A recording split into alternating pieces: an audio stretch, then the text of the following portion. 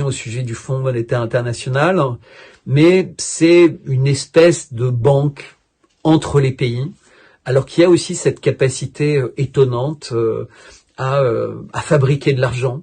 Alors on ne sait pas trop d'où il vient, comment ça se passe, quelles sont les règles qui s'imposent à lui. Je dois avouer que je suis pas un expert. Tout ce que je sais, c'est que le Fonds monétaire international, quand un pays a besoin d'argent, il intervient. Et en général, la première chose qu'il fait, c'est qu'il a un agenda vis-à-vis du pays. Donc il va lui dire, par exemple, et vous voyez, ça va avoir un lien avec l'agenda woke, ou ça va avoir un lien avec l'agenda de la santé, c'est-à-dire qu'il va dire au pays, ben voilà, nous on va vous aider à refinancer votre dette, à mettre en place des infrastructures, à faire un certain nombre de choses, mais vous devrez respecter un certain nombre de règles. Alors qu'ils vont avoir, parfois avec l'Organisation mondiale du commerce, puisque tous ces gens sont liés, hein, ils attaquent entre guillemets en bonne organisée les pays pauvres ou les pays riches endettés, et ils vont leur imposer des règles. Donc par exemple, les règles, ça peut être sur typiquement qui pourra construire les routes ou les autoroutes. C'est-à-dire que ça va être des sociétés qui répondront à un certain nombre de normes, à un certain nombre d'assurances, etc. Mais à tous les coups, ça ne pourra être que des sociétés occidentales. Et d'ailleurs, en général, des sociétés occidentales qui se seront mis d'accord avant pour se partager les marchés de façon extrêmement juteuse.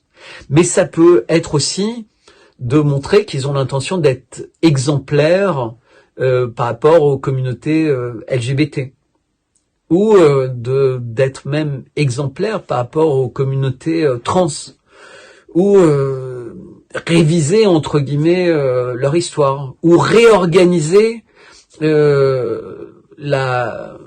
l'exploration, production de leurs ressources naturelles, ou pire, réorganiser complètement leur chaîne alimentaire. C'est-à-dire dire au pays, bah écoutez, compte tenu de votre climat, compte tenu de ci ou de ça, on vous recommande de vous focaliser sur les bananes et les avocats.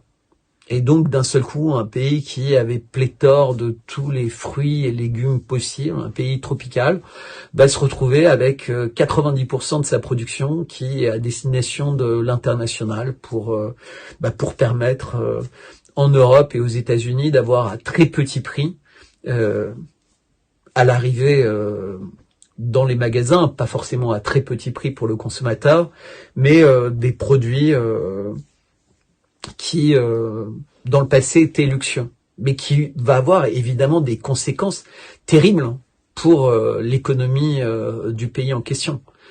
Mais en général, ça préoccupe pas le Fonds monétaire international, et il y a un certain nombre de livres formidables qui ont été écrits là-dessus, et c'est vraiment des gens qui sont de plus en plus considérés par beaucoup de pays comme des assassins économiques. C'est-à-dire qu'ils arrivent dans un pays et ils vont l'assassiner.